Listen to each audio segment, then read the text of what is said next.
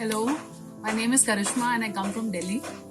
And to begin with, I'll start with the punchline, and that's as simple as it's a shame that most people don't know about this property amidst the beautiful environment of Kashmir. I'm sure all of you will be planning hotels and sightseeing and stuff whenever you plan a vacation here. But this is one thing that I would strongly recommend. And I can also tell you the kind of people that will like the place. Anybody who's looking for relaxation, anybody who wants to stay in the lap of nature amidst the mountains, anybody who wants to explore the village life, the rustic, rural, bucolic lifestyle, the indigenous knowledge of the native people, how actually the people of Kashmir spend their day, their routines.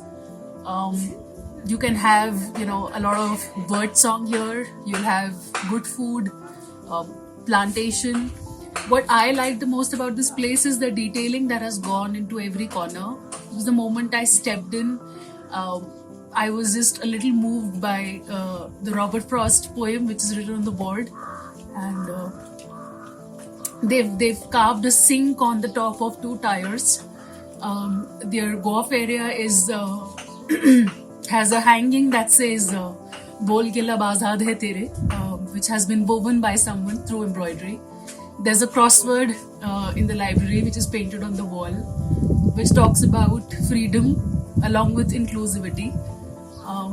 There is this entire place where they've carved wooden boards written on ropes, and things like resilience and freedom and courage have been talked about.